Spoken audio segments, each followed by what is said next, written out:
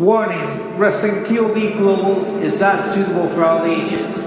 Viewer discretion is advised. This is Bruce Hart. You're listening to WPOV Wrestling.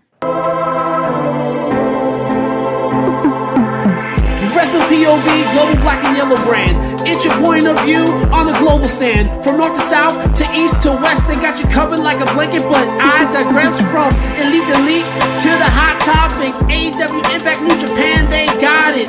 Have you laughing so hard? Have your belly aching? Heard any different? I'm sure you're mistaken.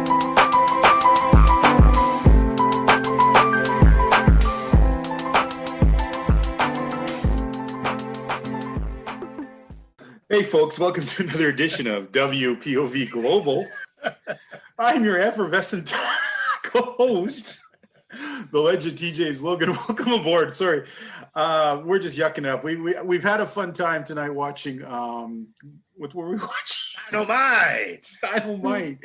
And wow, we got some fun and crazy things to talk about this episode. But first of all, let me welcome my co-hosts for tonight, the Lone Wolf, Andy Anderson. I've been gone, but I'm poking my head through the forbidden door, and I'm back. Where do I go from? You're poking your head in the forbidden door. Okay. Wow. Elio? Well, the gentleman, Elio Canella? I don't know what's going on. Yes. Oh, man, it's like reeling in a fish. Anyways, guys, we're obviously in a great mood because we just watched... There were times on tonight's Dynamite, I gotta say, where I honestly had to shake my head and go, what the hell is going on? Like, there was really some times that confounded me, but at least it wasn't boring. Well, the main event was kind of boring. I thought it went by pretty quick overall. Yeah. I gotta say, when the main event is the low point of the show for me, just excitement-wise, okay. But we're gonna get into that. Before we go too much further in the show, folks, I want to send out a quick apology, I guess, of sorts. We joke around here a lot on WPOV, and I was joking around recently involving cancer. And if some people took offense to that, I want to apologize for it, because I want you to understand that it's not that I'm all that flippant about it. I mean, I am a cancer survivor, and I guess I just look at it as something for me to process it easier, to put a little humor behind it. And if you got offended by that, I am sorry. And you know, we're not here. We're here to have fun, guys. We're not here to put anyone down or anything like that. So let's get on to today's show. All right. Going around, first of all, the world of professional wrestling. We have to take a look, and I know it's kind of become a groaner point for me a lot, sometimes for Elio, and I know Andy doesn't even bother with it, is Impact Wrestling. But on his conquest to become the belt collector, is I guess what some people are calling him on the internet, using Andy's favorite forbidden door analogy, opening up to companies, Kenny Omega trying to collect belts everywhere he goes.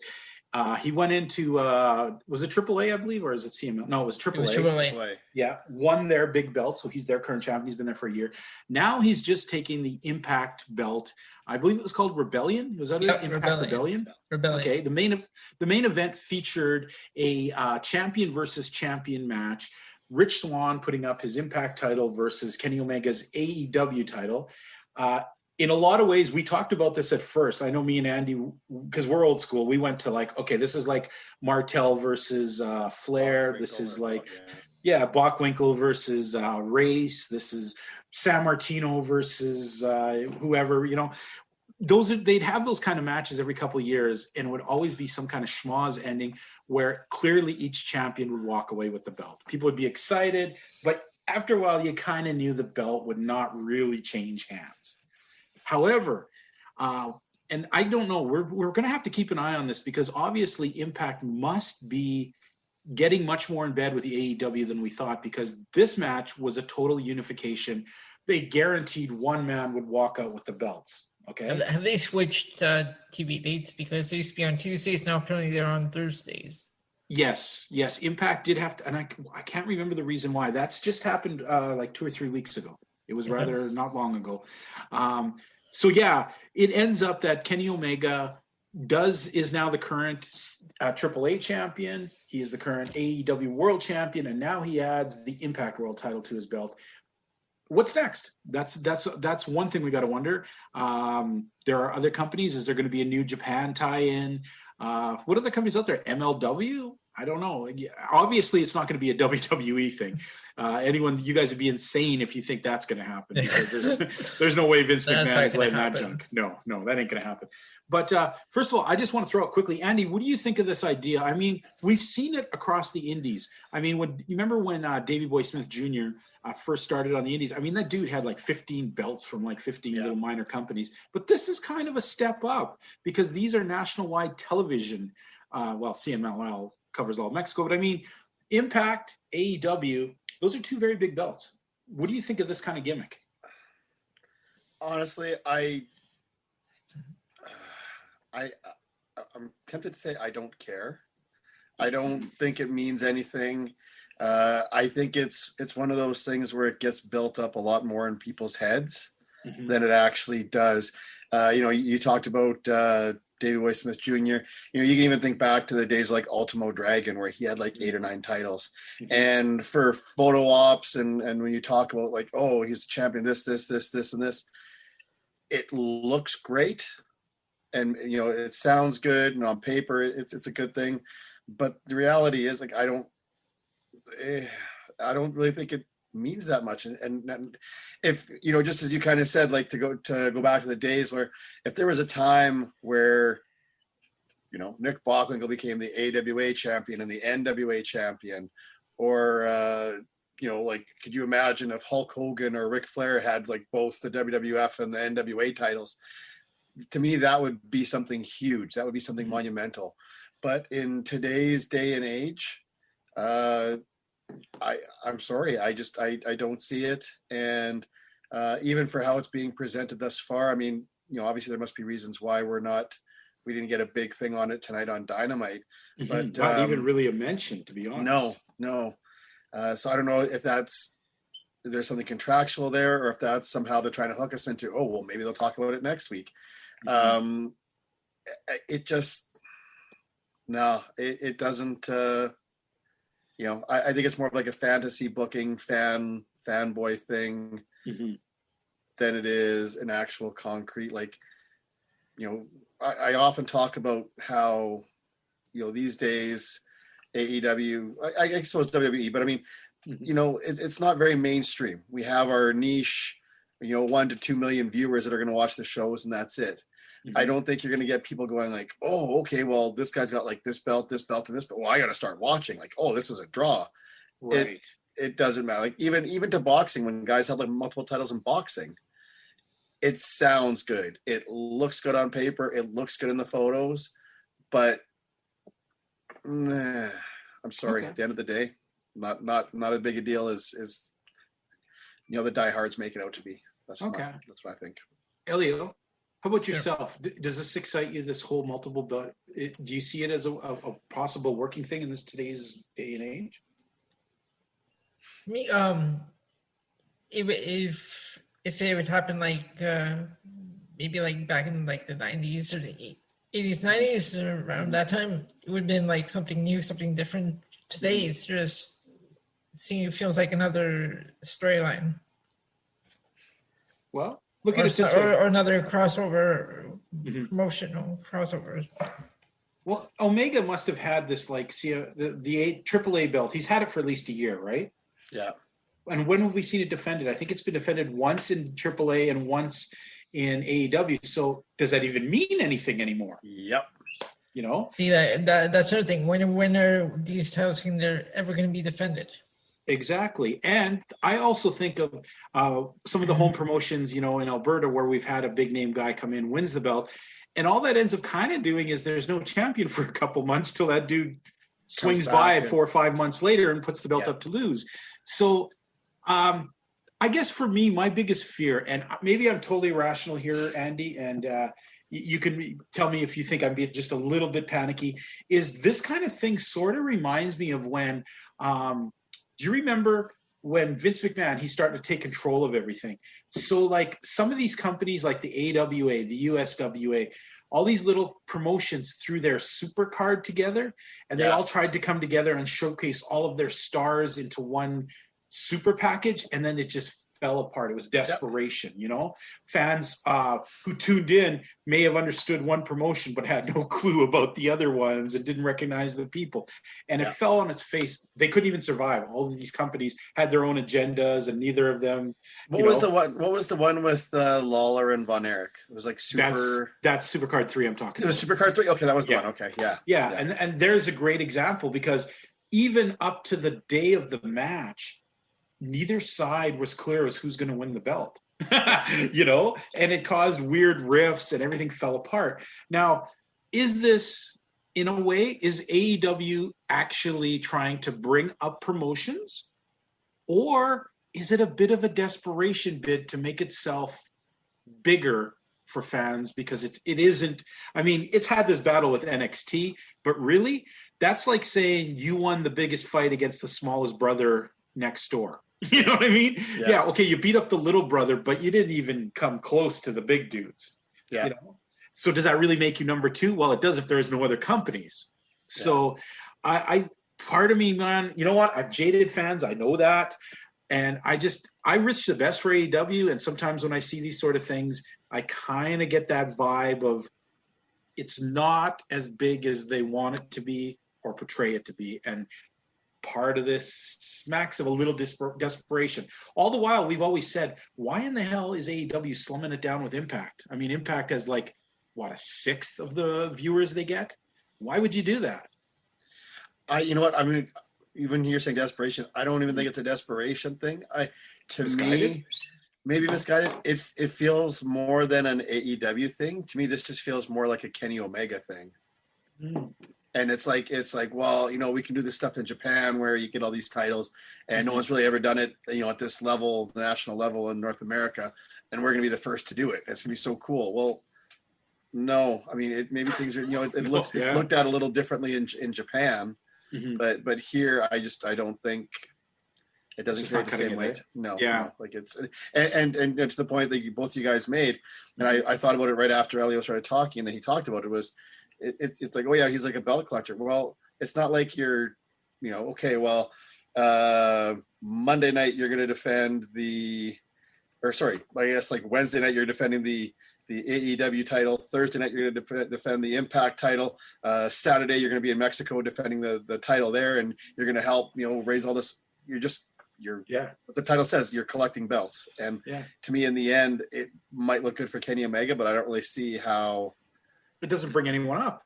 No. Well, Kenny Omega is the Impact champion. Well, he's not fighting anybody from Impact. Well, he's the AAA champion. He's defended the belt twice in a year. Yeah, and against the same guy. Yeah. Against the Laredo Kid twice. Yeah. I you know what? In this day and age, it would be cool if this would work out. But I think Elio too brought up the good point of you're just taking the championship away from the smaller companies. Now they don't have a champion. So when how do you survive as a smaller company putting together special cards when you don't even have a champion because he's too big of a name off somewhere else with the belt he took from you? Yeah, and the other thing right now that makes it tough too. I mean, you know, as I was talking about, like, well, you're defending this thing, is the whole COVID thing. So I mean, if you're not running shows or you're barely running shows, that's also going to have an adverse effect. But you know, like I said, at the end of the day, like. Really, what are you doing? Okay, that's fair enough. Well, you know what, fans? Some of the regular segments we run during the week. Let's look at our elite versus delete thing, our elite delete. Every week, we take a person who's currently on the main roster or has been seen on the main roster a few times, and we debate whether that person right now actually is ready to be a wrestler or a team, whatever we pick. Is this person ready to compete at this level with this gimmick, with this look at this time? This week we took a look at Ethan Page, and I'm going to preference this one by saying I haven't seen a lot of him, so I'm going to say my answer is going to rely on what I know about him. But let's go around. First of all, Elio, Ethan Page, elite or delete in your mind? Okay, we really haven't seen him do anything yet in AEW. I'm gonna say elite because you know what, I feel like he could do a lot better here than he was doing in Impact. I mean, Impact, he did okay, but then after down the road, they started like just dropping the ball with him. They gave him that Karate Man gimmick that just wasn't working. So Yeah, they Santino'd him almost. yeah, so I'm gonna go with the Elite. I'm going with the Elite. All right, Andy. All right. Well, I don't really have very much for previous knowledge of him. Unfortunately, for the get-go from him, at least in my eyes, there was the build-up of the mystery person being thrown into that casino match or the all-in, whatever it was, and it's kind of like, I think I even was like, it's pretty underwhelming. Who's this guy? Yeah. Now, it's tough because I don't watch Dark, and I've talked in the past, whether it's AEW, WWE, whoever, about creating their own history for guys. So for fans that don't follow, like in Ethan Page's instance, for someone who doesn't follow Impact, who doesn't really know much about him, you need to show me and what he is, what he can do. It's kind of like for a lot of the WCW guys back in the day when they came over to WWE, it's kind of like, forget everything about your WCW thing. You're starting fresh here. You need to create new history. And that's what's happening here. It's also tough because, like I said, someone that doesn't really watch the YouTube shows, and when you only have 2 hours of TV and you have such a broad range of talent, it's tough to give people time on television. Having said all of that, the bits and pieces that I've seen of Ethan Page, I like. I can tell he's experienced. I can tell he's seasoned just by the way he carries himself, the way he presents himself, the facial expressions. And fortunately, as we're doing this post Dynamite from tonight, as we were watching, and I will touch on it later, but for what he was involved in, I said to her in our group chat, I like this. So, initially, if we had this conversation maybe a couple of weeks ago, I would have been delete. But I'll give a thumbs up and an elite for Ethan Page. Okay, I'm gonna go on the fence with this one because I do know what he can do, and I've seen the past stuff, but that doesn't necessarily mean that translates over to whatever company you go into now. The problem I have is I have wanted somebody like Scorpio Sky to be showcased well, and he's kind of at the same level right now as Ethan Page. I mean, they're even hanging out, and they have them doing run-ins and little stuff, but there's still no real movement for them. And I get worried that they're going to end up like SCU, falling back between each show. We pull them up if we don't have anything interesting. And to be honest, I think if you knew nothing about Impact, I don't think they've shown enough of Ethan Page for you to really care either of him being good or bad. He stood around, he's been chased off, he's hung out inside of the things. This week he interfered. But it still is, there's that difference, the difference where you have somebody interfere and they do something explosive and they give you that idea of like, what do we got here? That hasn't happened. It's been minor interferences like, oh, he's kind of a pain in the ass. Do you feel that even after tonight? Yes. I even feel tonight his interference and runoff was so, you could have plugged anybody in to do that, from a big name to a nobody, and it would still have had that same effect tonight's did. Okay. I wish they'd given him something more, a little bit more to chew on. Maybe a little bit, what he did was a little more exposed. Hell, take a swing at Sting. Could you imagine how much press he would have got for that? But I'm not going to say delete, and I'm going to punk out and not even say elite. I'm on the fence because there obviously looks like they're going to push him, and I know he can do more, but let's face it. We've seen, I'm looking at you, Sean Spears. We've seen people come over with great ideas and so far have done a whole hell of a lot of nothing. And later on, when we talk about the segment with Sean Spears, Sammy was 100% on the money about the things he said. So we'll get into that. So I'm going to go on the fence. But you know what? You fans, maybe I'm not seeing it clearly yet, but 100% of you of the vote said that Ethan Page was definitely elite. So we're going to have to see where that goes. We'll be keeping an eye on him, okay? We have one comment. Oh, you have a comment? Let's hear the comment. So Darren Metzler says, too soon to say he just got there. Oh, that kind of ties in with what you said. Yeah, I want to know more. He's a Canadian, So the three of us are all kind of like, we give that a little extra edge over there, except for you, Sean Spears. Anyhow, I think, isn't Sean Spears Canadian? Yeah, he's Canadian. He's from Toronto. Yeah. So, okay. Let's get into this week's hot topic. And this is an interesting one because it was sort of funny when we brought up the hot topic. Me and Andy threw an extra name in there, and the guys at WPOV Wrestling just hate this dude so much. But I think it was honest thing to put in there. He's been on. I agree. Yeah. So what we wanted to know, folks, is who you guys thought was the best commentator currently on AEW. And our choices were Jim Ross, Tony Schiavone, Excalibur, and we threw in Taz. And I'm going to go around and ask these guys who they feel in their mind is for them the best commentator, and say whatever you want about the other commentators. But let's just hear what we're looking at. We're going to start with Andy. Andy, who do you find most enjoyable overall when they're on doing commentating? The best, most enjoyable. I think depending on the adjective we choose to use, my choices might change. Okay. I love Jim Ross, and obviously there's a lot of nostalgia there, but he truly is one of the best.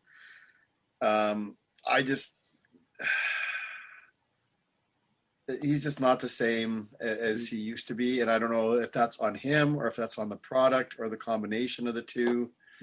But, I always harp and talk about emotional connection, emotional investment in professional wrestling.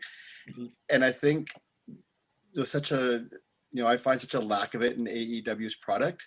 I think that's why one of the main reasons why Jim Ross maybe doesn't do as well, because he can't get as emotionally. Yeah, he can't connect as much as he could for Stone Cold or The Rock or Triple H and any angle really for times like that, because it was different time, different product. Tony Schiavone, I don't mind. Excalibur, same thing. I don't mind. I don't know. There seems to be quite the hate for him. Yeah, there really does, doesn't it? He doesn't stick out enough to me that I'm like, oh, like this guy's horrible. Like what the hell? And Taz, and Taz is the one that we both kind of threw in. Yeah. And I've always thought, for the most part, Taz isn't too bad on commentary. I think he does better on commentary than he does on his promos. Or his presence on stage. Yeah, and I get a kick out of the fact that even when he's doing the commentary, he's still sort of putting over the competitor, whoever's facing off against the Team Taz guy, and like, oh, he got lucky, or oh, this and that, but we're still gonna get it. We're still gonna kick his ass.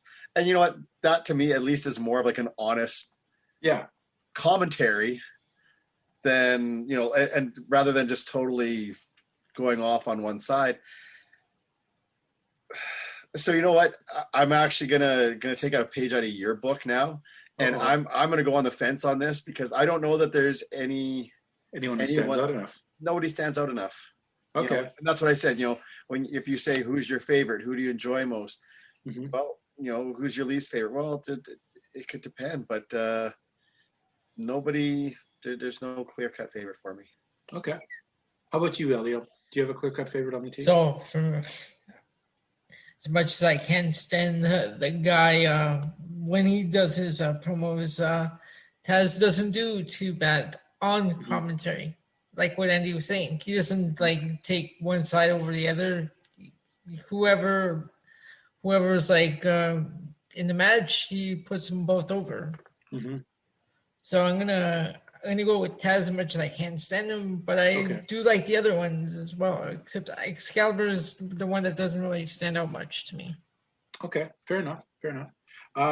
Boy, you know what? Andy's so right in the sense here is, when you look at it as a whole, they all have great parts of the show. They all have strengths and weaknesses, but overall, they're kind of flat on a thing. JR is either he's on the mood, he's in a good mood, he's enjoying himself, and he'll give you a pretty good thing. But that changes really quick with him. And you could tell there's times he's so disinterested, or he just doesn't care, or he's very sarcastic. And the sarcasm, unfortunately, when he's sarcastic, it comes out more mean, like he just doesn't like, especially the Excalibur. He's dumping on that dude quite a bit. Yeah. Tony's insane because Tony is either super great or super shit. There's no in between with this guy.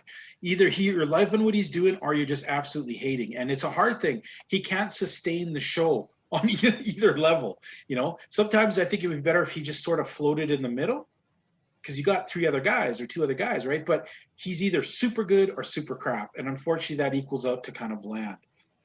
Excalibur, he annoys me in the way that Matt Stryker does. He's like the know-it-all guy you want to punch in the face. You're like, you have that friend who, oh yeah, he's cool. I love the fact that, you know, as an example, I love the fact that Andy knows all these things, right? But then when you're at too much of it, it's like, oh, shut up, Andy. Like, I don't really need to know the step over, blah, blah, blah in Japan. Kind of like what happens in this show, although you guys are just quiet about it. No. But you know what I mean? Like, he gets so ridiculously meta about everything he does that you're just kind of like, shut up, nerd. We don't really care that in Korea they call it the whatever versus what we call it here. You know, it's that stuff. It is sort of funny because JR will get on his case about that. He'll openly mock sometimes some of the things that Excalibur will say. And Taz only works in super small doses. And when he does those doses, they're awesome. The problem is this is a 2-hour show. So, yes, you can entertain me for 15 minutes, but that still leaves an hour and 45 minutes that you can't do it. So, yeah, I'm kind of on the fence with all these guys because nobody stands up. And I don't hate any of them. Excalibur, I do get annoyed. But sometimes when Tony and JR are just off in La La Land, he brings some reality with his obscurity. His obscure knowledge sometimes gives a levity to the other two. So in my minds, they're all on the same level. But you fans voted in, and I found this interesting. And this is what 41% said JR. I can live with that. That's a high number. I can see that. What really surprised me is that Excalibur at 35% being over Tony. For some reason, I thought people would have sentimentally more gone with Tony. But let's face it, Excalibur is kind of playing for the AEW want audience. Yeah. So that might really, the younger crowd, the people who are in that, he probably fits that bill. And Tony and Taz tied at 12%. I'm not sure if that's a bad indictment against poor Tony or what, but that's a low thing on the marks. So, wow, that was a really interesting thing. I don't know how we can measure that or things down the line. I guess we could revisit that in 6 months and see if people's attitudes have changed. And I got to tell you, fans, they should change. If it's the same numbers in 6 months, that's the sign of a very static product that you're getting, that there's no turnover, no excitement coming in. So we'll see, fans. AEW, we still have our hopes for it. I mean, we do this Dynamite show every week. Nobody's putting a gun to our head. Put that gun down, sir. No, anyways, nobody's putting a gun to our head. No, Tony, no. I'm sorry. Rick, I swear I will. Okay. We are going to do a really quick commercial break here. We're going to do a few of our usual shtickety shticks. First of all, our good friend Elio is going to throw out to us all the places that you can write in and tell me all the different platforms that this show appears on. All right, so you can write into us on Facebook at Wrestling POV Podcast, Instagram at Wrestling POV1, and Twitter at Wrestling POV. You can find this show, Wrestling POV Global, with myself, TJ Logan, and Lone Wolf Andy Anderson, on iTunes, Spotify, Podbean, TuneIn Radio, and iHeartRadio for free. For free. Wherever better podcasts are found. And us. And you know what, folks? We here at Global, we're not the only show that's on the WPOV network. Elio's already told you about Global, that appears, I believe, every Friday, Thursday or Friday, we're on the release. Yep. Every Saturday night, you have WPOV Wrestling featuring Tony Diaz, Rick Serrano III, and Clay Cummings. They talk all about the stuff going on all through WWE. They cover all the shows there. We also have every Wednesday WPOV Quarantine, which is a show involving the three of us usually. It's a Zoom-based show where we have guests on. Every week we have at least one guest on who's a wrestling personality, a wrestler, or an author, whatever. And we take the time to talk about a certain subject, whether it be a historical thing, whether we be psychology of wrestling, whether we're just having some fun with some stuff. It's a really interesting time. You can watch it on YouTube and actually see us talking and interacting and see those people. As a preview, I know coming up on the next episode of Quarantine coming out soon, we have Bruce and Ross Hart joining us talking about Bad News Allen. For some of you American fans who might not recognize who that is, that's Bad News Brown of old WWF. And interesting hearing some really cool stories. What a volatile life and what a volatile man. Yep. I got to say that there were stories I heard today, and I've grown up knowing Bad News Allen. There were stories on there where I was even like, whoa. That was a fun show. That was something interesting. Yeah, it really was. So before we go, we usually bring in a guest wrestler to try and hawk a t-shirt. And I thought, you know what? If we're going to sell t-shirts that are like the best, well, then we should bring in the best. So I asked Ric Flair to join us. Ric Flair is going to tell you all about the WPOV t-shirts. Just let me dial him up. Hello, Rick. Rick, are you on the line? Woo! Thomas! Woo! James! Woo! Logan! You're talking to the Nature Boy. And when you're talking about the kiss stealing, wheeling dealing, limousine riding, jet flying son of a gun, the Nature Boy, the greatest of all time, Ric Flair, I got to tell you this, with a tear in my eye, the greatest t-shirt I have ever worn is from ProWrestlingTees.com, and it features none other than the greatest faction, the greatest group in all of professional wrestling. I'm not talking about the Pinnacle. I'm not talking about D-Generation X. I'm not talking about the Four Horsemen. I'm talking about Wrestling POV. I'm talking about Terrible Tony Diaz. I'm talking about Ravishing Rick Serrano III. I'm talking about the $50 man, Clay Cummings. I'm talking about that guy, the universal heartthrob, Elio Canella.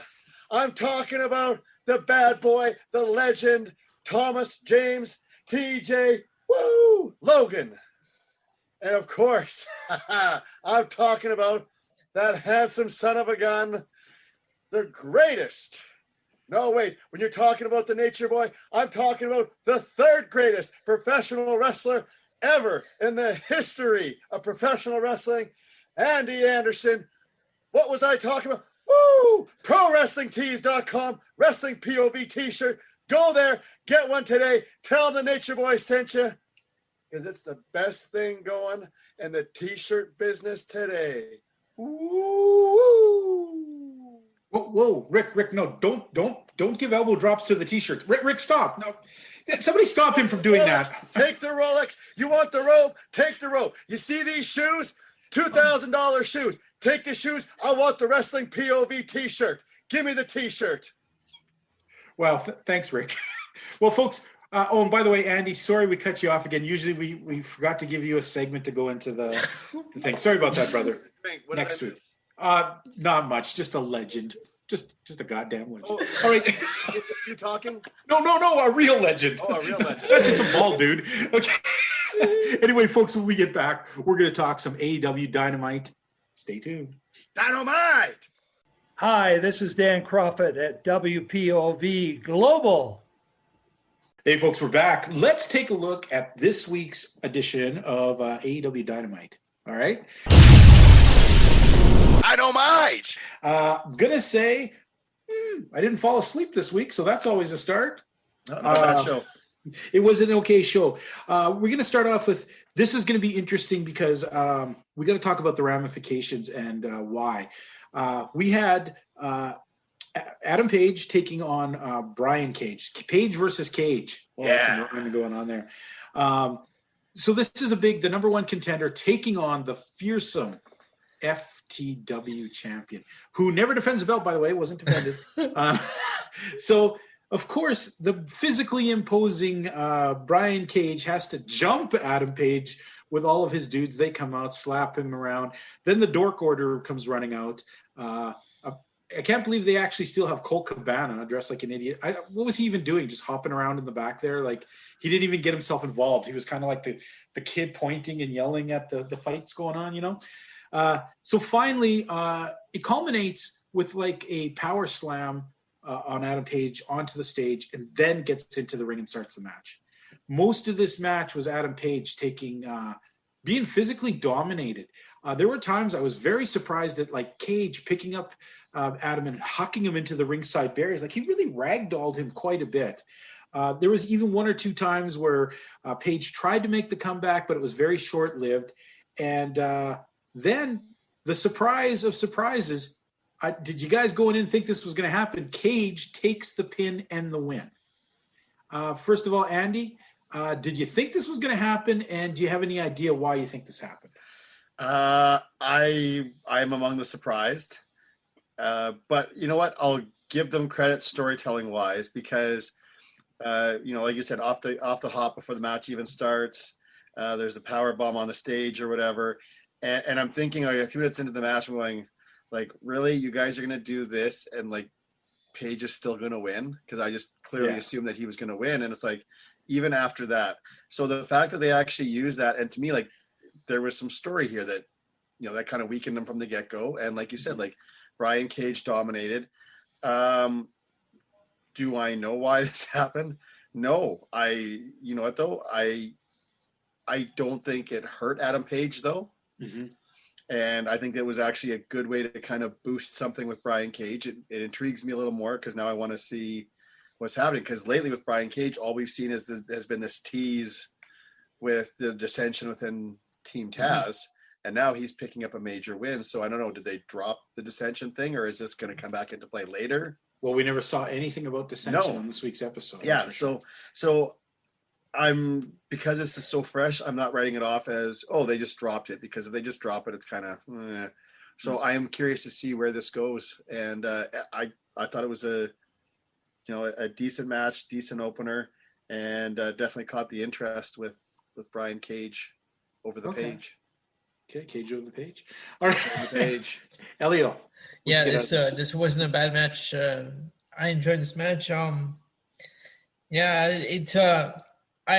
went in thinking Adam Page is gonna win, but the way Team Taz just attacked him at the start, then the way Cage just overpowered him, I was fine with the results, and I want to see where they go with this story here.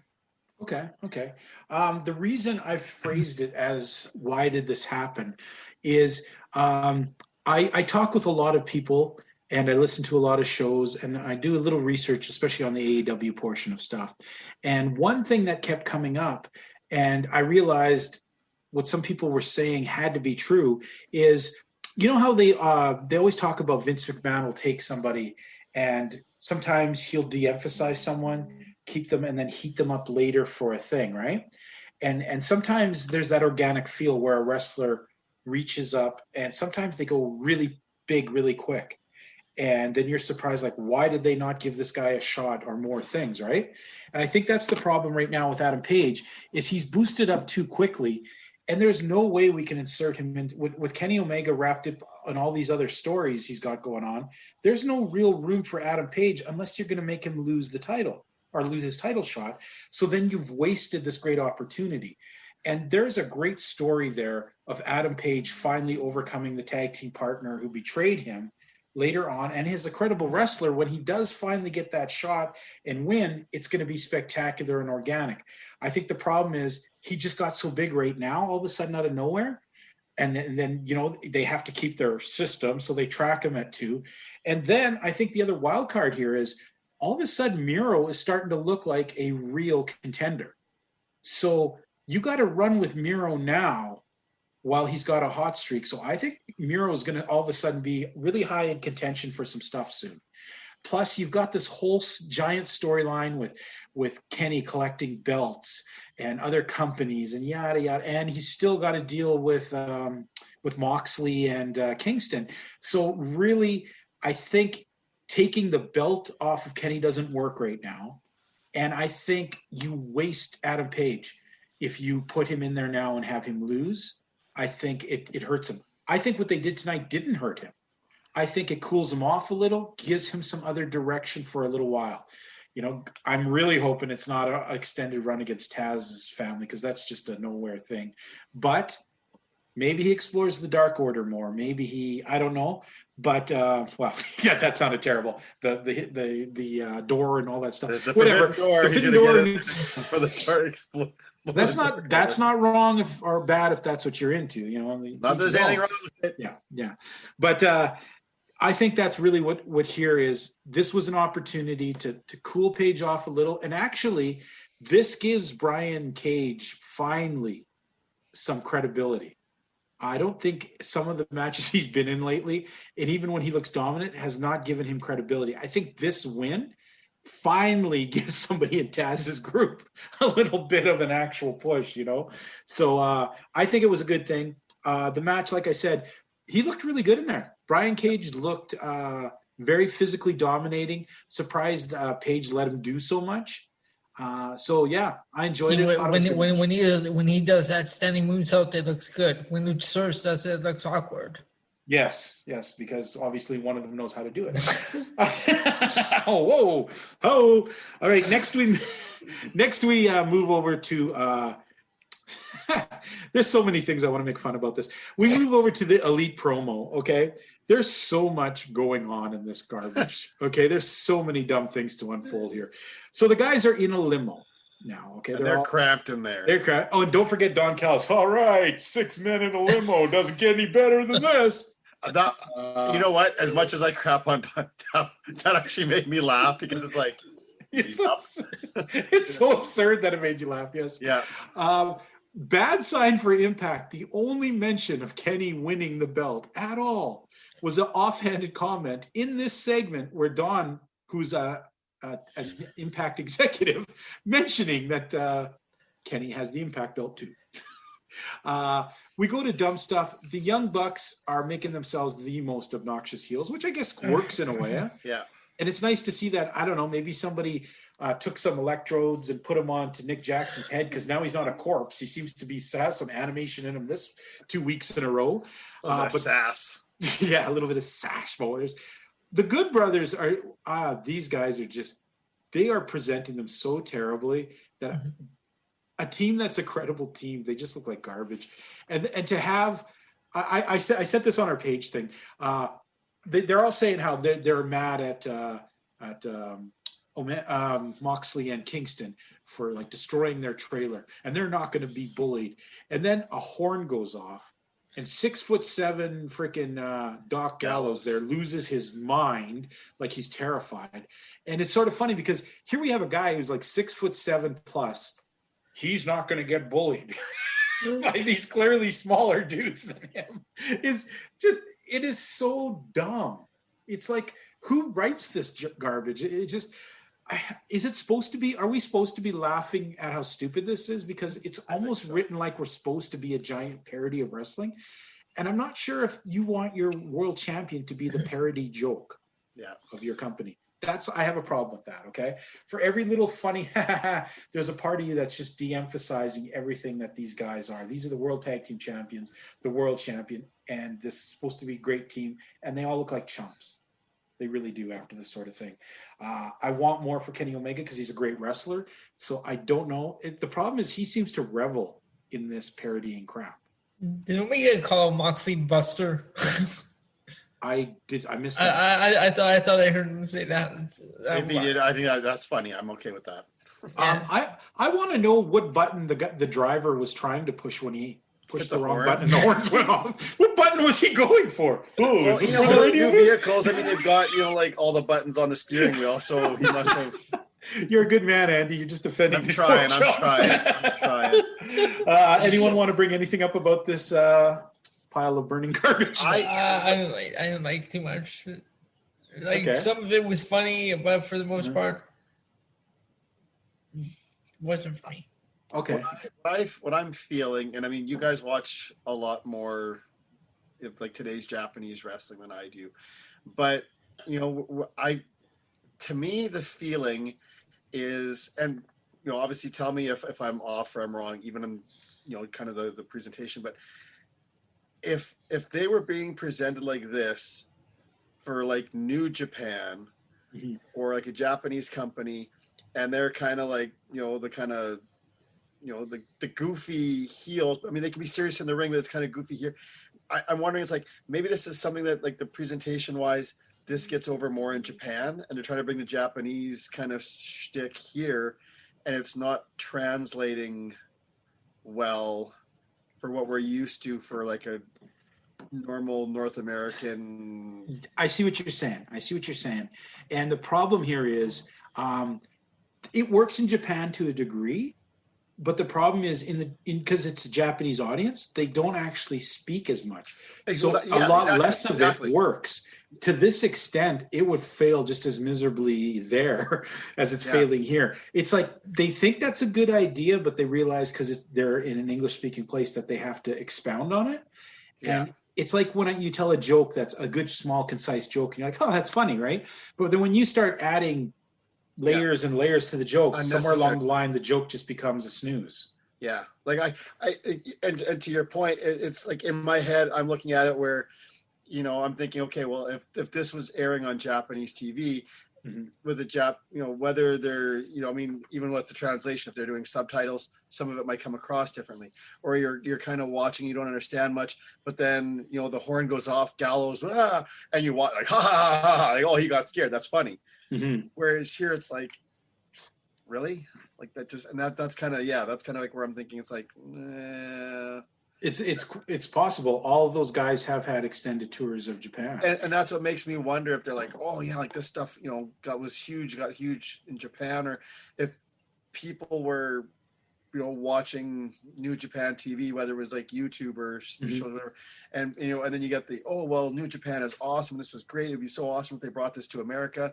And now here they are trying to bring it to America, but on the Americans, on the North American stage, it's like, no, this isn't translating as well as if it was being shown in Japan. Just like how there can be shows from Japan, you try to bring them over here, and the humor gets lost in translation, or it's just so bizarre that you wonder. Just like that game. Remember the one they used to have with people running down the hill with Wipeout? Yeah. Like, or is it not? What's the original one called? It's not just called Wipeout, but it's the same one. It's badly translated in, and people are running away from rolling fake rocks and things. And you're like, I don't get the half the humor I get, but some of it's like, what? Yeah, I get that. It's almost like metaphorically, someone like was throwing stuff against the wall to see what would stick. I wonder if they'd ever do that. All right, moving on. Next match, the Young Bucks. Dressing way cooler than last week, but with the goofiest looking shoes.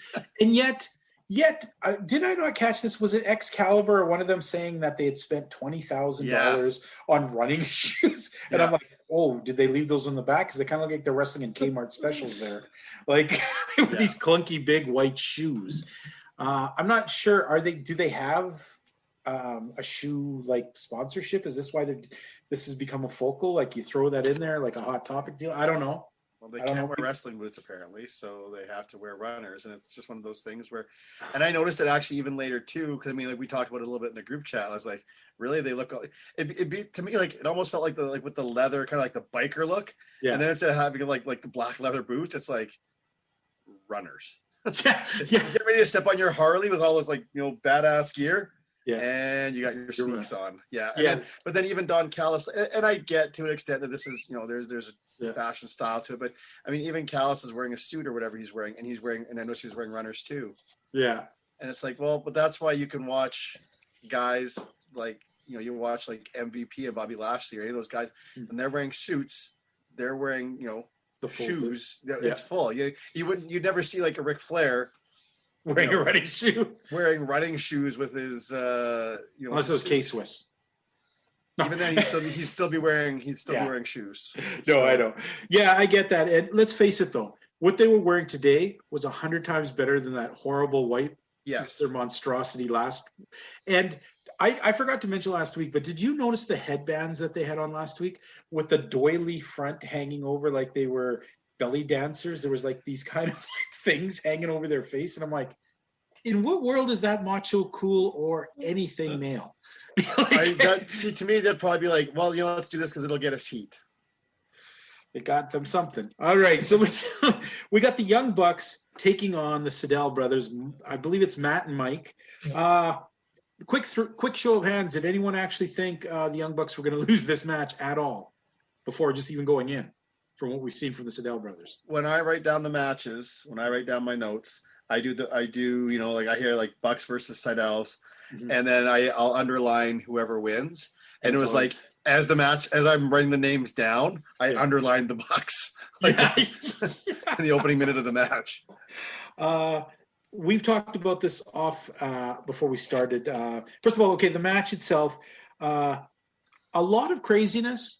I'm going to say Matt Sydal does do some stuff that looks really cool without it looking so over choreographed. That double knee things, the Meteora he does, looks like that would really hurt you. Okay. He does some cool stuff like that. His brother really needs some work. And I really think we talked about this beforehand is, you know what? He would be, if we had him on Elite or Delete, we'd put him in Delete because he needs work before he's on this big center stage because he was in there with the Young Bucks tag team specialists and his brother, an incredible aerial wrestler. It made him stick out like a sore thumb. It exposed him for being very weak and not ready to be there. I hated the dick punch. It was just so ridiculous. And in a thing where we're even trying to sell somewhat of reality. And isn't that the reality? Oh, if you hurt someone, kick someone in the balls or punch someone, that would take them down. Even when you made that comment in the group chat, right when you made that comment, I was at that part of the match. But that's the thing is like, if you hit somebody the way he did that dude should have been crippled and taken out to the hospital and probably needed surgery. Yeah. Okay. It was so poorly thought out that it took away, if anything, they're trying to generate heat on themselves as being bad guys who get away with stuff. They just turned it into a horrible cartoon at that moment. They might as well have dropped an anvil from the top of the thing and taken out the Sydal brothers with a giant anvil, or painted some kind of hole on the wall and then tricked them to run into it or something like that. It was that cartoonish level. Not a fan of this match. Like I said, I really also I get stretching the possibilities of athletics, okay? But there's no way anyone can Frankenstein or two people. Especially when you're small. Yeah, I was like, what the heck just happened there? So, but you know what? This is still miles better than one of the matches I got coming up where I want to explain things, okay? Oh, dear. But for me, this match did not do it, guys. I get it. It had moments of flash. I'm going to say Matt Sydal. Boy, he really knows how to do that move, eh? Is this his new thing every match where he does a move where somebody moves or slips and he does that crotch bounce thing? Like it looks great. Like, oh my God, I'm crashing and dying. You know, do you know what I'm talking about? He does that two-legged split leg thing. So it makes it look like he hurt himself badly. Like somebody moved out of the way or somebody pushed him and he'll crash and hit both legs and fall over. It looks spectacular, but it's like he does that every match. Yeah. But Elio, what'd you get out of this match, brother? This match didn't really do it for me. Like you said, that punch was like bad. I don't know if it was just me, but was Matt Jackson a little over the top, more annoying than usual? He is really over pantomiming all of the stuff he like, and he even brought up on commentary, like he was emulating Michael Hayes. Yes, he did. Yeah. I think he went from bad actor to uber bad actor. So. Bad actor to over actor. Yeah. Andy, what do you got about this match? I don't have too much to add. That's already been covered. I mean, it's a Young Bucks match. That's not really my cup of tea. I mean, I kind of go through it, and I'm not going to try and pull it apart. We talked about the outfits. We talked about the penis punch. Yeah, whatever. Okay. Then this ends with an impromptu SCU promo, culminating with the word asshole being said on national television. And all I could say is I'm looking and go, so this is how they're going to break up SCU.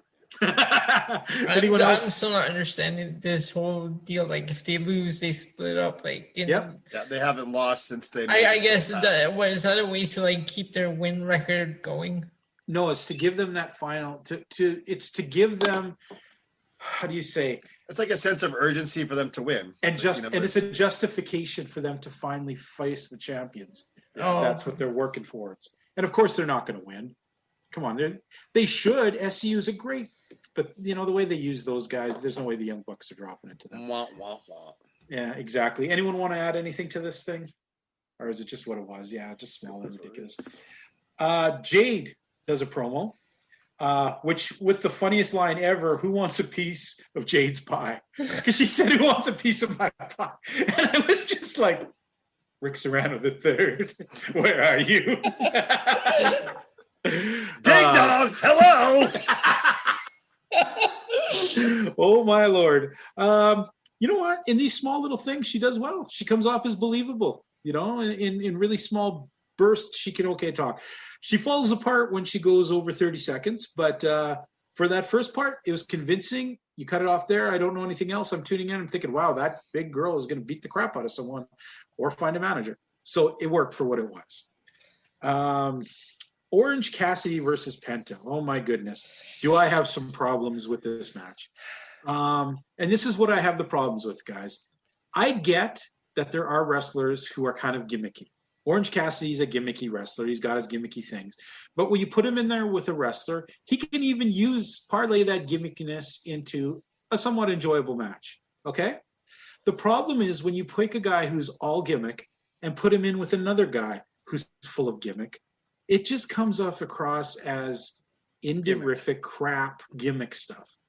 I don't get how Orange Cassidy would stand there for that long and let a guy do the stupid push him in the face, take off the glove, all that garbage that just wastes so much time. And then, once again, he starts with the tiny little kicks against the guy. I hate that. I get it if he's facing a serious challenger. He goes out and faces Lance Archer, does that. That's great because he's driving Archer insane. Archer's like, I get that. But when you're going up against Mr. Gimmick number 2, who's just now going to take his glove off and gimmick back to you, it's just dumb. It's really dumb. How on earth he managed to how Orange Cassidy can come off the rope and toss somebody while he still has his hands in his pocket is some kind of weird magnetic magic. I don't know what. Yeah, so that's what I like to know. What kind of arm? How does that work? How do you deliver an arm drag or a hip toss or whatever with your hands in your pocket? It was a deep arm drag, like Ricky Steamboat style, except with his hands in his pocket. Yeah. What was he dragging? So I did have a lot of problems with that because here's 2 good wrestlers. I mean, you put them in with more serious guys. Penta comes across as very exciting. Orange Cassidy can come across as kind of cool.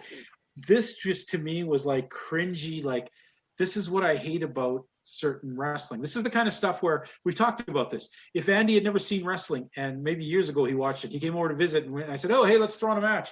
And this came on, I would be almost embarrassed trying to explain to Andy what the hell he was seeing. And not being able to actually explain what the hell Andy was seeing. Not for me. Andy, you want to take this match? All right. Okay. Well, because I love to preface things. I missed part of this match. So after one of the commercial breaks, so I kind of watched partway through. The gimmicky stuff at the start. That's to me, that's in the same vein for our regular listeners. I'm, like I said, not a fan of the Young Bucks. I'm not a fan of Orange Cassidy. I just chalk it up as like, that's the shtick. So that's kind of those first kind of few minutes. I'm like, okay, yeah, this makes sense. And I think in our group chat, I even kind of mentioned, because at one point you made a comment, I'm like, I'm not minding it because once they got past that initial gimmicky stuff, Cassidy was actually like, they were wrestling, like they were doing stuff. And I mean, and I'm a big Penta guy. Like I enjoy watching him. I find him entertaining. and they were doing stuff, and it was like, okay, this isn't too bad now because it's not getting too gimmicky. And then I stepped away and I missed it. I think some of the comments were coming through was like, oh, this is getting ridiculous. And so it was probably for the best that I didn't see it. Yeah. You know, for me in the end, I just wondered, you know, and I guess this is kind of similar to the whole Brian Cage, Adam Page thing. I just didn't expect to see Orange Cassidy win. Mm-hmm. I don't know whether, you know, maybe this. Yeah, I mean, if this is going to carry further, all right, cool. Then I get, you know, sure. It was like, really, like Penta's going to lose to him. Have we had an Orange Cassidy Darby Allin thing ever? Do you guys remember? Have we had that? I don't think yet? so. Maybe that's something they look for in the future. Wow, that's something. That's something. But yeah, you know what? So for what I saw for maybe 2/3 of the match, I didn't mind it to actually see. Okay. Yeah. But certain aspects of it, and Orange Cassidy going over. I've also got a problem with. I love the translator dude, and yes. but I don't love him directly getting involved in the matches like he does, going right up to the thing. That's fair. Yeah, that's a little too far. And I think it ruins him. It ruins kind of the thing. It also it's a bit problematic that he's trying to say funny, cool stuff that makes you laugh when he's supposed to be the villain in that role. You should be hating the stuff he says, not laughing with it. But then we go back to, well, if AEW doesn't really have heels. Yeah. All right. What did you get? You're not wrong. You're not wrong. No, yeah, and that's the problem is AEW does have that fallback escape route. Yeah. Elio, what did you think of this? Like I said, I just get tired of the whole Orange Cassidy kicks and hands in his pocket and how he does the whole those arm drags and coming off the ropes, ducking under. And yeah, like you said, I like that Alex guy, but when he's taking the mic, he gets like physically involved in the match. Yeah. And then like Orange Cassidy brought him over the ropes. Yes. Yeah. And that's the problem. That part bothers me.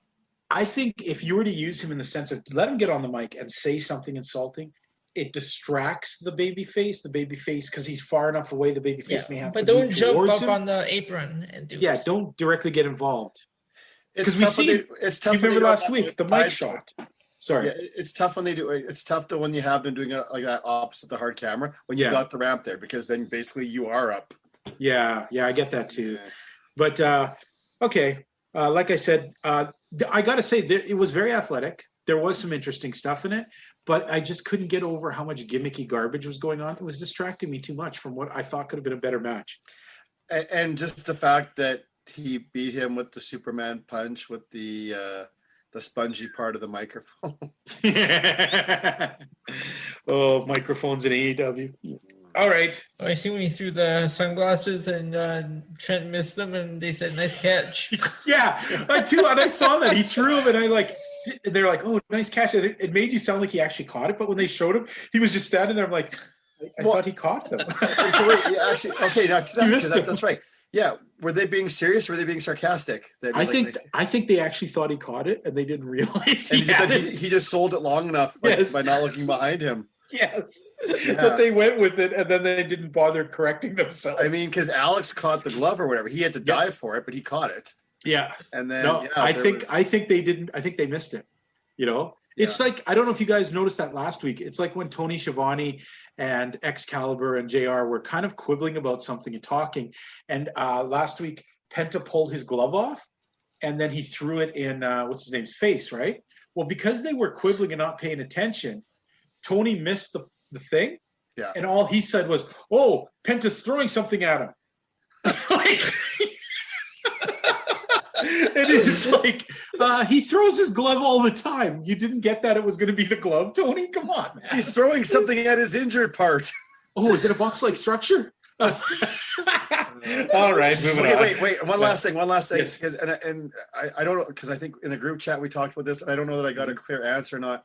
Yes. Why do we question Trent? Why is it with a question mark? I question why we. This shouldn't be a thing, but it's so dumb because now even the announcers got they say to him, they're always like, "Oh, look, it's Trent." They say his name like a question. It's like, I'm Ron Burgundy. But before you ask too long, remember, this is the guy teaming with the dude who keeps his hands in his pockets when he wrestles. Yeah. And no, that's I just wondered if there was like some backstory, something. I wish. I know him from New Japan and a lot of his history, and there's nothing like that. There's just been nothing like that. So they're obviously, hey, it's successful. They've created something stupid that we're talking about every week. So they're winning. Well, no, I'm not going to talk about it every week. It was just, I'm talking about this one time. No, we had it last week too. Did you? Okay. Yeah. Oh yeah, you were on last week. Yeah. Last week they actually, when he was wrestling, Justin Roberts went, and in this corner, Trev. It was like, okay.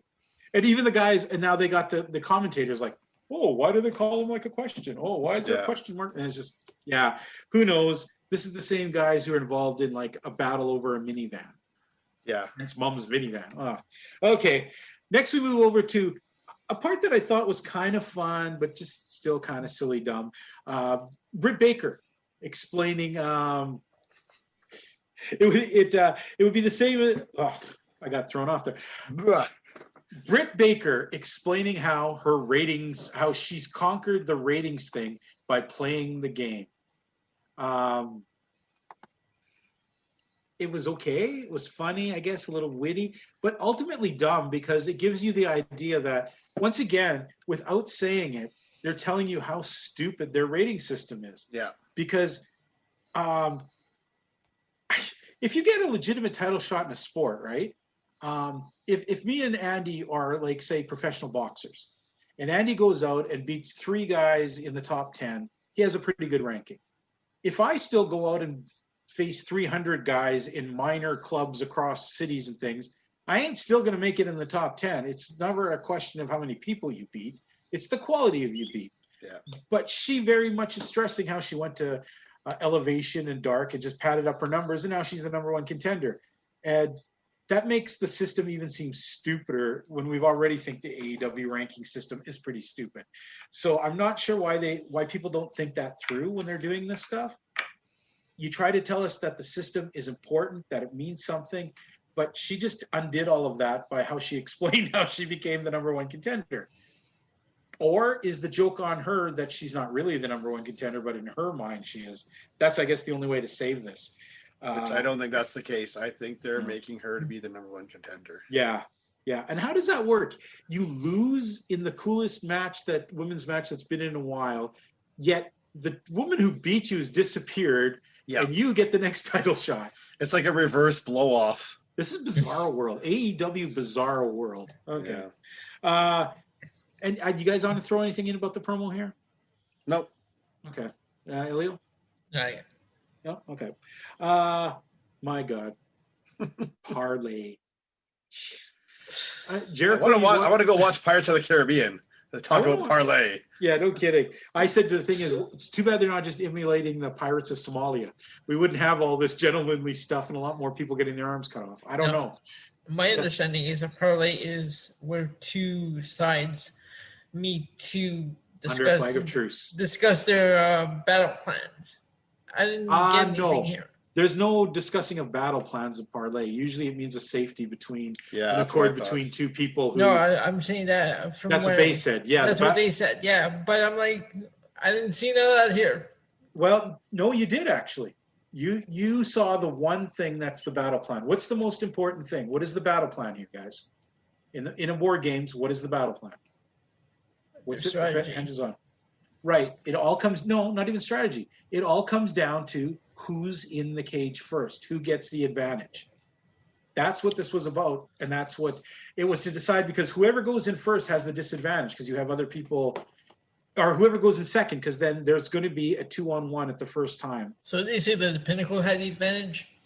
Going in now, yes, Pinnacle has advantage. Yeah, because Inner Circle will have the disadvantage. That means they'll have the last person to enter the cage. That's what this was supposed to kind of be about, but it just really degenerated into each guy's cutting promos on each other. Yeah, that's what confused me.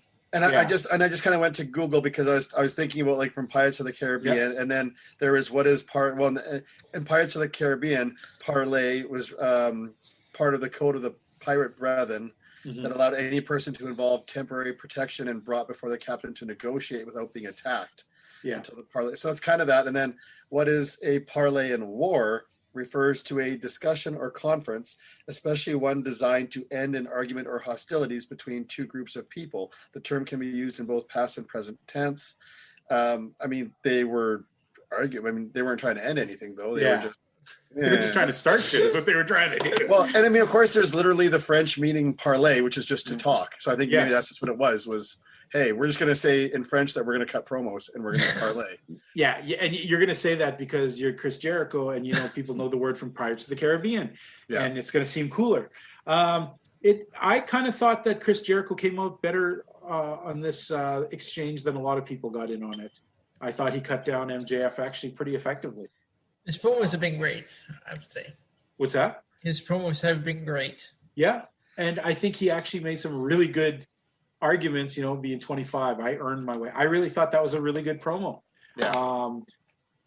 I think you have to make MJF win this thing. If his team doesn't win this, they're sucked, man. They need to. They need definitely. Yeah, definitely. I mean, the Inner Circle can afford to lose this. What do they call Pinnacle? They can't afford to lose this match. No. So, like we said, it was a back and forth insult-a-fest.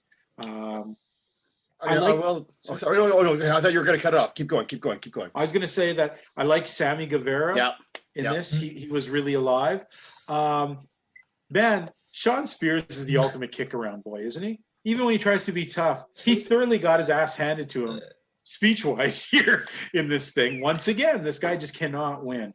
And I don't know. What are the two? What's the tag team called? FTR. Boy, they really don't come across as anything in these things lately. They just don't look like anything good. And Santana and Ortiz look good. Yeah. So that's all I'm going to say about this. I found it it was interesting, but basically it was a fancy way of just having 10 guys cut promos on each other. Yeah. Yeah. It was one of those things where rather than having, let's say, the Inner Circle in the middle of the ring cutting a promo, and then Pinnacle comes out onto the ramp and interrupts, and they go back and forth, we're just going to bring them all into the ring, skip that part, and then just have them cut the promos with nobody touching each other. Yeah. And Did it work for you? Did it work for you, Andy? I didn't mind it. Okay. Like you said, as Sammy was good. Jericho was great. I actually thought MJF did really well, though. I thought he did good, but I still thought he got owned at the end. Yeah, which, you know what? You give it to the more experienced, the veteran, makes sense. Yeah. But the whole spin of, I'm saying thank you because without you, this wouldn't be possible. But just imagine like the weight that must be on your shoulders right now. And I really like that angle of the way he was talking. It wasn't just trash talk. It was like, it was psychology. Yeah. And that's why I think it was so solid.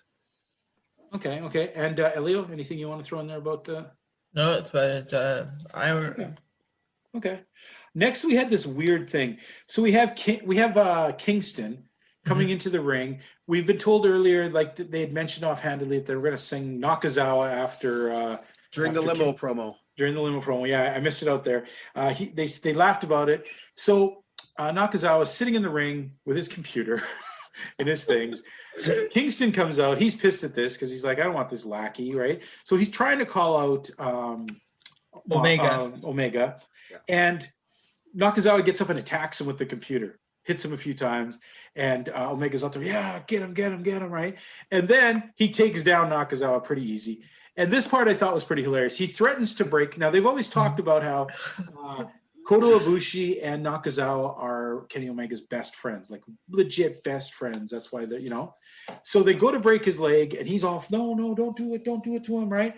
And then he goes, well, he knew what he was signing on for. He turns the ultimate, dressed like Ric Flair from the 80s. Right, that's some great heel stuff. This part I didn't get is they drag Brian, what's his name? Brandon Cutler, yeah. He's all beat up, though, and they throw him up there. That was because Moss threw him out, though. Yeah. Oh, okay. See what? I did admit that disconnect because I saw him come out. Then I saw Moxley come out. And I was Yeah, like, yeah. 'cause why did they Moxley breed up attacked him. Cutler? Like, okay. Yeah. So then, of course, like you guys said, Moxley comes out and he attacks Omega. They slap him around. Then they hold him down and they're going to break his ankle. And this is where it gets really dumb because they stop this so long as they're granted a tag team match with the two guys in the ring laid out. Yeah. Why not just, if you hate them so much, just beat them now? But Yeah. no, they want a tag team match with them. Logic went out the window there, but okay. What's that gonna do? What's the tag team match supposed to do? Well, not especially since the whole thing is you use these tactics to get the heel who's running away. But the two guys are laying there in the ring. Yeah. You've got them. You don't need to lure them into the thing. Plus, it's not exactly like Moxley's a nice guy or Kingston. Neither of They're them. the ass kickers. So just turn around and kick the ass on the two guys.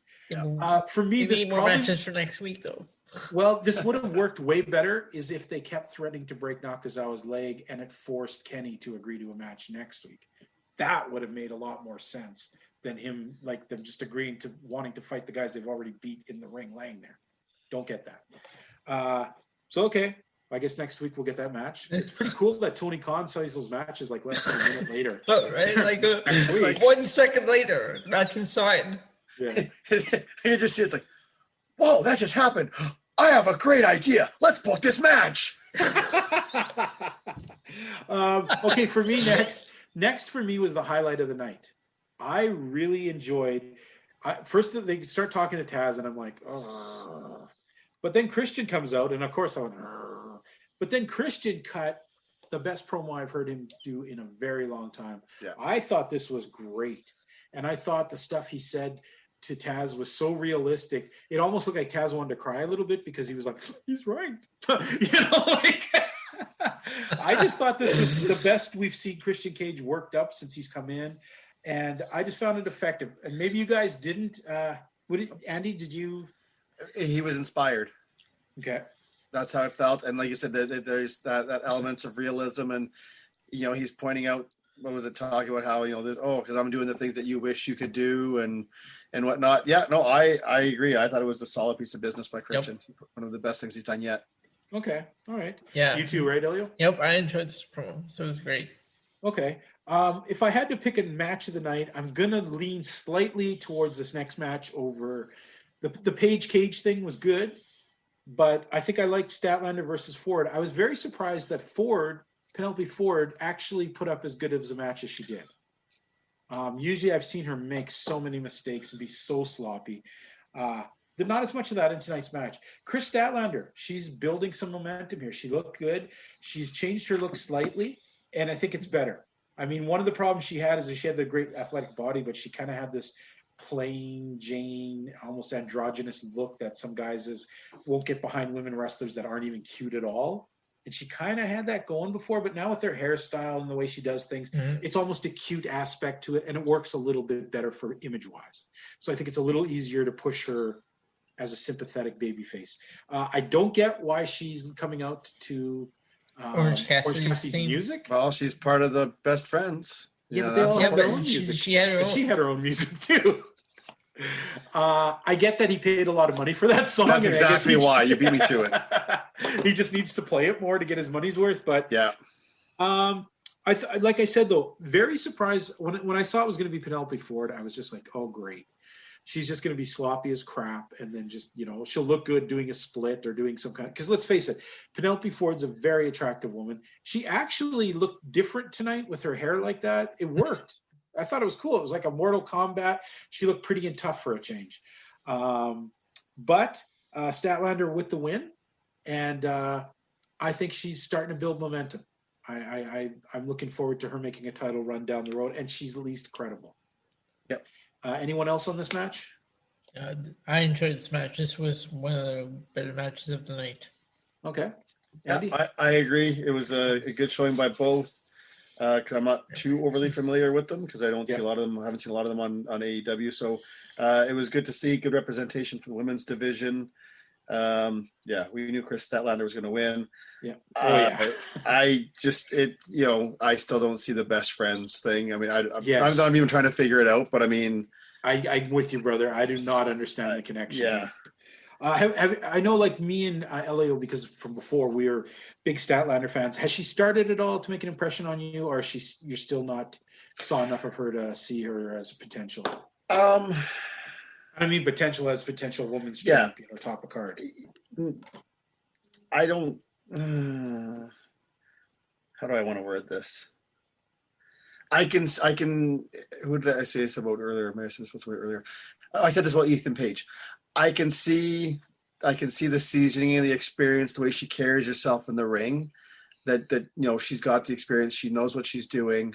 Looks good overall. She doesn't stand out, blow me away. Mm-hmm. But she's got skill, and I can tell she's legit. Excellent. Okay. Next, guys, on my notes, all I wrote next was nightmare family bullshit. Because I'm sorry, I just can't get into this ridiculous who cares feud between a bunch of nobodies facing a bunch of oldies.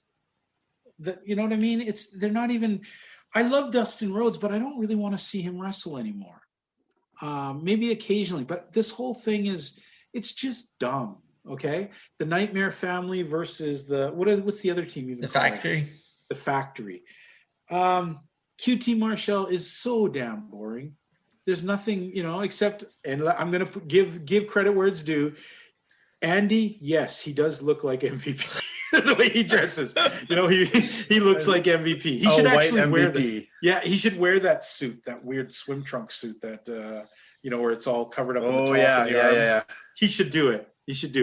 But okay, the big hairy dude. He's big, but he's not that big. He's really not that impressive looking. Then there's the idiot walking around just punching people, right? and Billy Gunn, old school wrestling. If there's ever an injury, 1990s back in wrestling, there was taped around the bottom of your stomach. Okay. So he got punched once in the stomach last week, and now he's got a taped up stomach. And wow. And then this guy's just walking around punching people left and right in the stomach, and there's just so much I don't care about. That punch looks terrible, by the way. Yeah, and then I just wonder from the Seidels, is someone going to have a taped up package after the dick punch? A great. It's gonna be like a big wrestle this week. Gonna be a big bulge in his tights next week. I'm going to tell you guys. Remind me, Andy, after the show to tell you a joke about that. All right. So it just was a bunch of crap. I was really having a hard time following this. It was as boring as a commercial thing. I just was zoning out. Right. It ends with. And this is where logic was. Okay, so QT just leaves the ring. He's wandering off to the parking lot, not to anywhere else, to the dressing room. He's wandering to the parking lot all days and blah, blah. And like 15 feet away, you can see Cody Rhodes standing inside the bus waiting. Apparently QT can. Apparently, I don't know, he got hit in the head or something because he's walking straight towards it, but he doesn't see Cody, opens the door, and is genuinely surprised when Cody kicks him in the stomach, comes out and starts beating on him. Okay. Now Cody's funny because he takes off his jacket but rips his shirt. Okay, that's pretty funny. It's kind of cold out there. I guess you got to be the macho man, rip that shirt off. They fight on top of the bus. Okay, there's a bus out there, and for some stupid reason, Aubrey Edwards climbs up the bus after them. I would be like, sorry guys, I don't get paid that much to go hang out on top of a bus and almost die. And then, to show how tough and serious this is, Cody puts the figure 4 on a man on top of a bus. I'm sure your dad would be super proud if he was watching this. But then again, he booked a lot of crazy shit because he was the booker and he did it. Once again, this all boils down to one really important question that you got to ask yourself. Who the fuck cares? It's Cody and his stupid group of people, and nobody cares. There's no stars here besides Cody. And even then, Cody's like kind of undone his welcome, has he not? So, guys, you know what, Andy, tell me, is there something you loved about this? Because I sure didn't. You know what?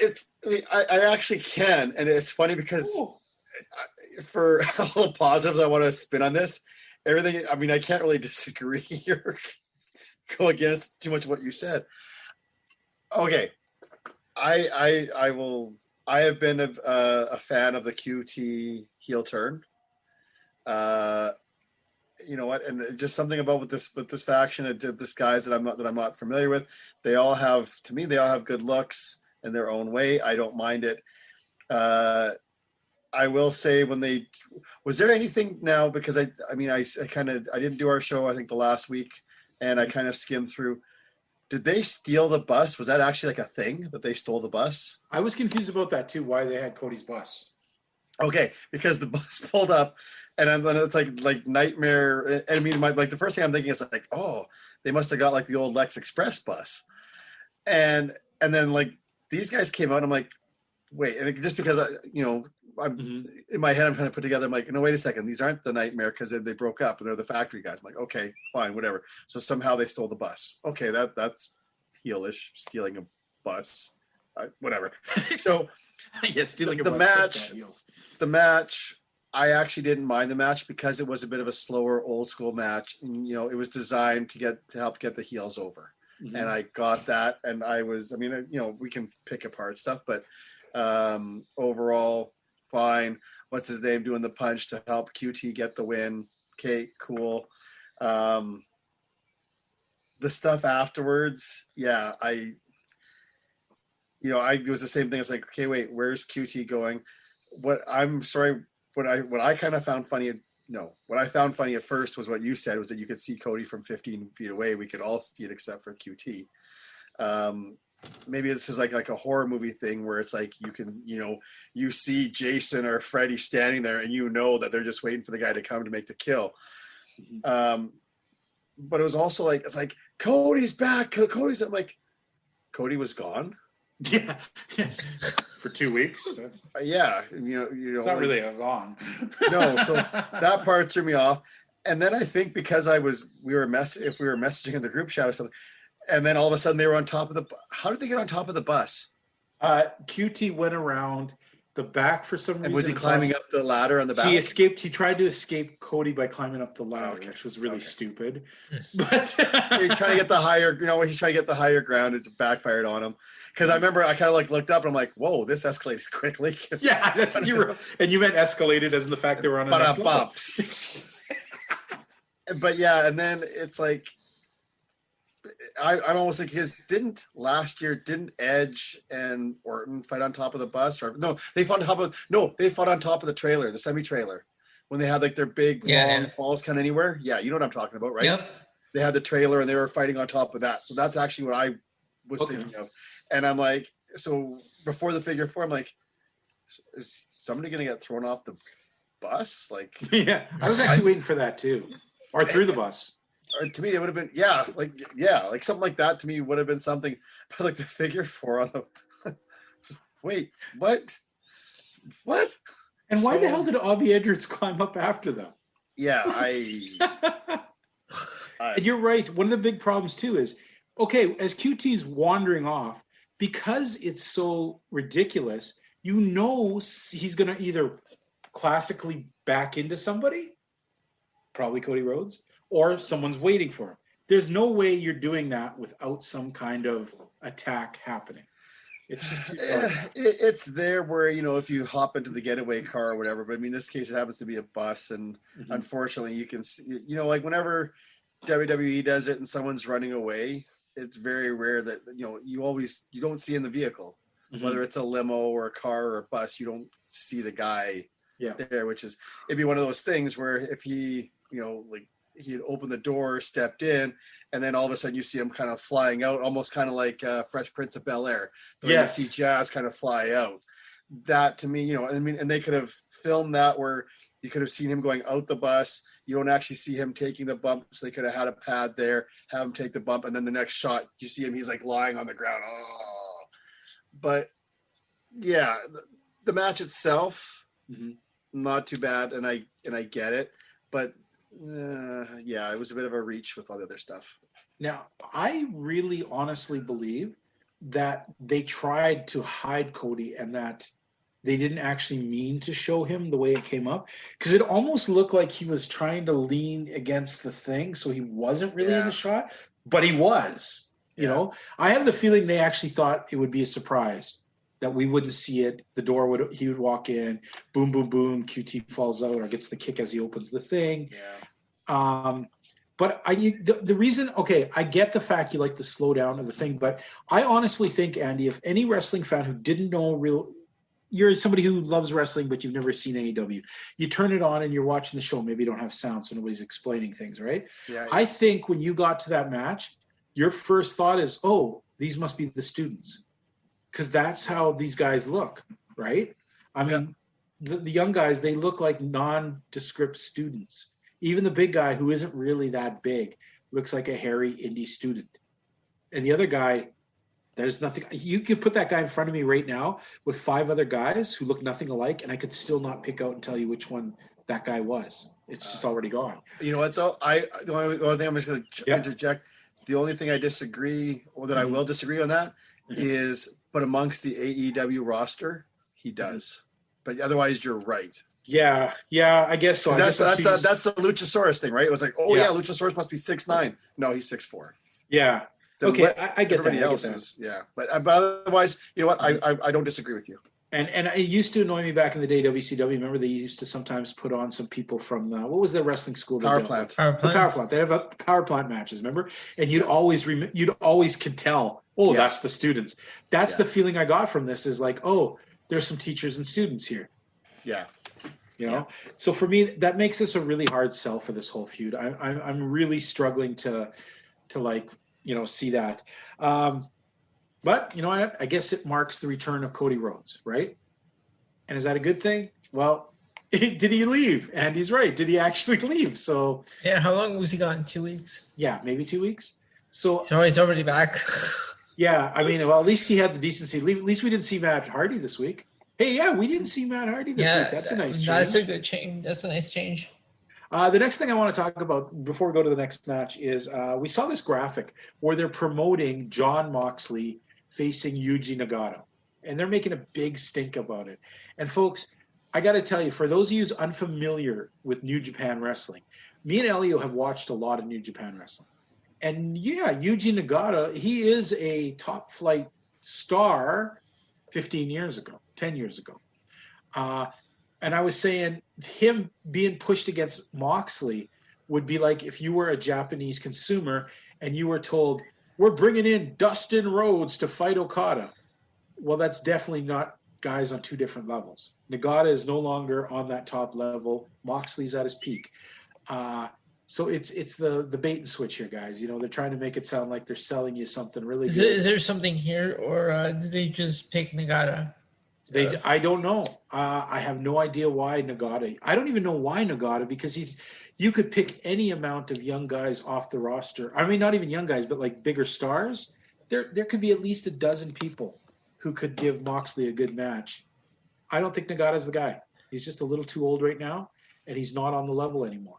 You know, it's like if you put Dustin Rhodes with Okada, Okada's going to probably wipe the mat with him because Dustin's an older dude. He can put in some stuff, but he's not on the level he was. So for me, this was kind of a bit of a cop-out weird thing. Next, I said how much I liked Christian Cage, but I got to give props to Miro beating the hell out of Kip Sabian, including I want to know how they did the door thing, because they didn't fake that, and that's kind of hurt, getting your hand slammed or your arm slammed into the door. I don't know what they did to do that, but it was great. And I mean, even I got the punch. The punch, obviously, he punched behind Miro, but it looked great, like he punched Miro in the head. Yep. Yeah. Or sorry, he punched Kip in the head. Yep. Yeah. It came across as so cool, and even though it was dumb and I laugh about it, I love the I forgive you thing. Yeah, apparently Miro is full-blown psycho now. And he looked awesome. First thing, they'll slap your arm in the door and they're not going to forgive you. Yeah. It's okay. It's okay. It's like, shh. It's okay. It'll be all right. It'll be all right. Shh. Oh, dude, it's like, what was that show of Mice and Men? Yeah. Where Lenny's holding the dead girl. It's okay. It's okay. Oh boy. Now we come to, and I'm trying, guys. I'm not saying this because I'm not the biggest fan of his matches. Darby Allin can be exciting at times, but man, Darby Allin in 10, there is nothing of excitement, even the build up here. There are different factions that have no problems with each other. So there's no extra heat here. I don't understand why Tan, who we've not seen even on Dynamite, gets a title shot against the face of the company. And I found this a very vanilla, bland, boring match. There wasn't a lot of it there wasn't anything that really got me excited. And then we get, of course, the end stuff. We had Ethan Page trying to do some stuff. He runs Darby into the thing. At the end, it just came off a little flat for me. It was not, there wasn't even high enough work rate to make me feel like, whoa. Sometimes when you put like face against face, right? What sells it is the high work rate. At the end, you go, wow, those two guys really put on a job and that dude really won, okay? That didn't even happen here. It wasn't that much of an athletic thing. They did a few things, and that ending, isn't that the old Bret Hart beating Roddy Piper thing? Yeah. I saw that, and I looked at my wife, and I said, oh, God, they used the Bret Hart finish. And she's like, what do you mean? And so I had explained what he was doing, and she's like, oh. And I said, yeah, why would you it's not good to come back and replicate something from a major match when this is just a minor TV match. So Darby gets the win. Life goes on. That's kind of how this match felt. Andy? Are we going to talk about the post-match stuff after? Yeah. Still? Yeah. Okay. Are you going to touch it all? You know what? Okay. You tell it all. Okay. The match, you know what? I'll probably give it a bit more of a rating than you. I mean, to me, it was more of a standard match, which I was okay with. I didn't mind it. I actually thought for what it was worth, 10 gave a decent showing. I mean, we don't really get to see a lot of him. I don't know, Elio, was he on Dark quite a bit? I know Dark Order are on Dark quite a bit. I mean, because I don't really get to see too much. I think there's been the odd tag match he's been in, but I haven't really seen any singles. Yeah, because they're usually on Dark. Yeah, so I didn't mind this. I will say when Ethan Page came up for the interference, I did have a small glimmer of hope that's like, oh, wow, maybe he's actually going to drop the title. And this would be like some, to start some sort of Dark Order thing, whatever. But unfortunately, that wasn't the case. So that's fine. The post-match. So what did we see with the post-match? Scorpio Sky comes in. Oh, actually, so wait, we have the Dark Order, whatever they do, the little Brody thing, the tribute to Brody, and Darby holds up the wristband or whatever. So that was nice. They leave. And then out of nowhere, Scorpio Sky comes and clips Sting. And they start to beat down there. So then we kind of had that going on. We had the kind of beat down with Scorpio and Ethan Page with Darby and Sting. And then Lance Archer comes in, makes the save. And that's kind of how we end. So that's earlier in the episode, earlier in our show, when I was talking about Ethan Page and Elite or Delete, this to me where Tom makes the point, it's like, well, you probably could have put anybody in there. True. But to see these guys, the first thing that came to my mind was, oh, this is fresh. This is different.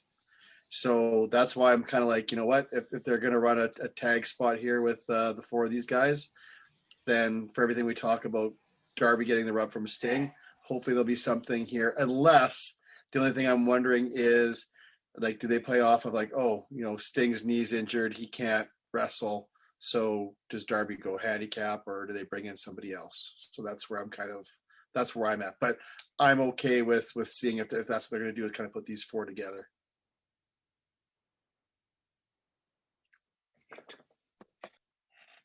Sorry, technical problems there for a sec. There you go. So you see a potential in this, but overall the match itself, like the whole night, was it me just feeling this was a super flat main event? I don't know about. I mean, it was okay, but it's like we said, you kind of said there wasn't really any sort of build, and it's tough because when you do these kind of matches with the challenge, you throw competitors in there. It can kind of go either way, and unfortunately, maybe because it's 10 and he doesn't really have a lot of steam behind. I mean, despite whatever they say his record is. I mean, if that's whatever. Yeah. I don't like that either. This whole keep telling us guys are so high rated, and you're like, well, come on. We forgot to mention Orange Cassidy is the number 2 rated guy in the heavyweight division. Like what? Wow. How? Because you beat a bunch of nobodies? This is not a good rating system. I'm sorry. I just, after, having such a kind of exciting match last week, I just felt this was a very flat main event for me. Elio, did you get much out of this match? For me, it was just okay standard match. Okay. Yeah, Okay. Well, so let's get to the meat of the matter today, boys. It's time for our report card on this week's AEW. I'm going to start with Elio. Elio, how do you want to rate this one? It wasn't a bad show. It was fun, and some of it was fun. I'm going to go with a B. A B? Okay. Oh, all right. Andy?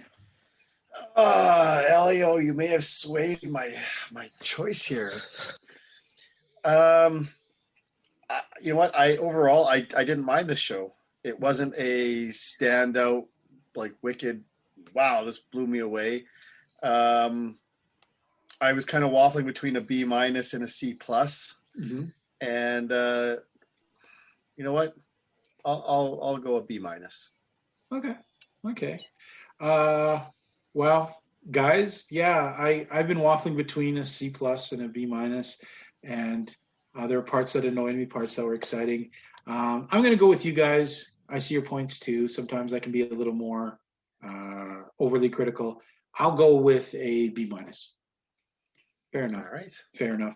So, guys, thank you. There was another fun look at this week's AEW Dynamite. Folks, tune in soon, we said. Next week we'll be back here bitching and griping and hopefully finding some stuff fun. About all the blood and guts. Oh, yeah, it's all. Now, here's the thing, too. There's been debate. I'm reading all over the place. Some people are saying Blood and Guts is only one match, while other people are saying no, it's not one match. JR said it was one match for the whole night, but then some other sources. I'm pretty sure they said it was one match and said they steel cage. Right, and it's next week, right?